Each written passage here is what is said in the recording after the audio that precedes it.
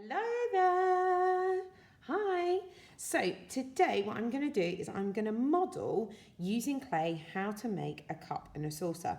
Of course, you might not have this kind of clay at home, so you can use salt dough, you can use plasticine, slime, whatever it is that you want to use, something that's moldable, you can use that. Now, what we're going to do is your clay or whatever you're going to use, I'm going to say the word clay for me because this is where I'm getting this from. This stuff is obviously straight out of our bag and we would put it in the kiln to make it hard. Now what you're going to do is it'll probably be like this. You need to squish it into a ball. Now the best way we can do that, and you should remember this, is to tap. This allows the clay to push really. If we squeeze, we get these horrible fingerprints. So what we want to do is we use the base of our hand, the palm here, just to tap really gently. And you're going to move it around in all sorts of different directions. You can also use your thumb to smooth out any marks that you might have when you were squishing it together. Now, when you've got it into what's the 3D circle called? A sphere, yes. So you're going to make it into a sphere. And then I wonder if you can remember what we do. So put it down on your surface. What you must remember is if you're pushing onto a flat surface, I'm using some wood. You can alternatively use some plastic. It will help it not to stick too much. You want to push it down onto your surface and you want to thumbs up to art, thumbs down to make a hole into the middle of your clay. Then you're going to use your lobster claws, and you're going to push around to make your pot. Now, Mr. Dixon's just come to the door and he's looking at how I'm making my pot. Yeah, very good job. Oh! Well, I'd love to have a go with that. You have to use your lobster hands and you have to squeeze around to make a clay pot. I can see you don't want to get messy hands, do you, Mr. No, Dixon? wash my hands, just wash his hand. Very good. Good Right, keeping. Great job. That's okay. Now, we will carry on with our lovely cup. Now, of course, you love to have messy hands. Mr. Dixon does not. So you want to keep your lobster hands. Now you push your thumb into the middle. You don't want to push it too deep because we do not want a hole, but you squeeze, turn, squeeze, turn, squeeze, turn. Now you don't want to do it at the top because otherwise we're going to get this. And you don't want that. You want to squeeze from the bottom upwards. Now this, another really good thing you can do is you can use some scissors to cut that off. Because of course I'm mindful that you might not have the clay tools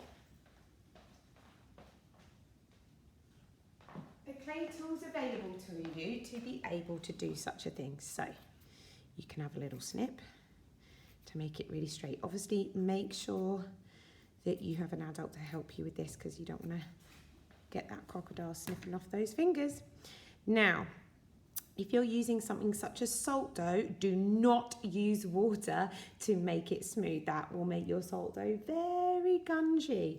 So you're not going to use any kind of water with your cup and saucer. You are only going to just smooth it out using your hands. Plasticine is a really good way of this, or you can use or make Play-Doh. So you've made your fabulous cup. You can then use tools that you will find in your house. Well, I've got a fish knife, I've got a paintbrush, I've got what looks like a lantern holder, I've got a plastic knife, I've got a spoon.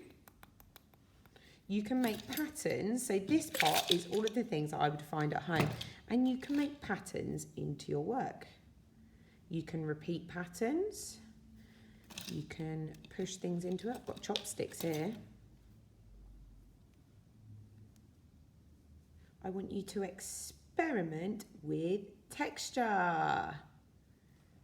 Thinking about your texture walk that you have done before, or if you haven't, take inspiration from textures that you can see around your house.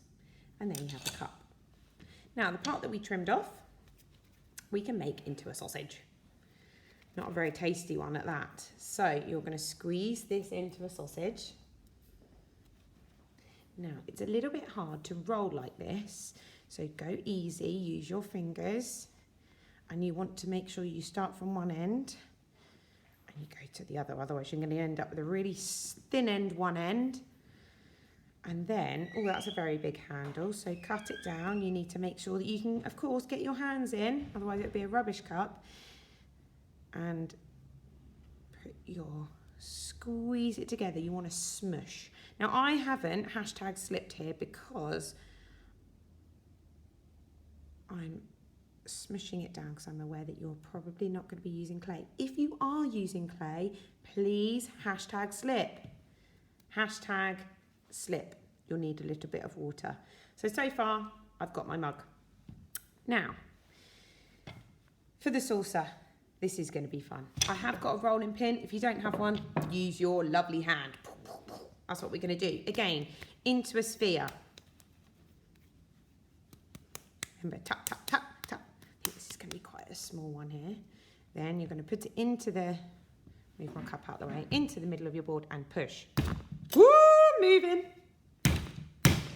Whoa, whoa. Pick it up, otherwise it's going to get stuck. Pick it up, turn it over. Now, what you can do is take it from here and you tap. Turn, tap, turn, tap, turn, tap. And then you can roll. Make sure you pick it up. Just experiment. Use your hands. If you haven't got a rolling pin, find something that you can use. It doesn't have to be a rolling pin.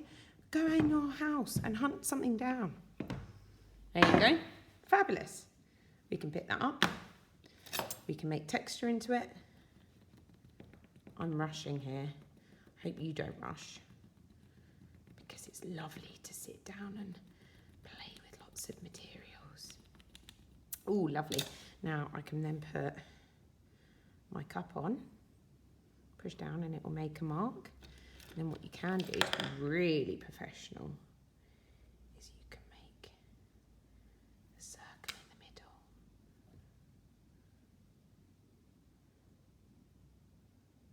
Your cup to sit in. And there you have it. Your cup and your saucer.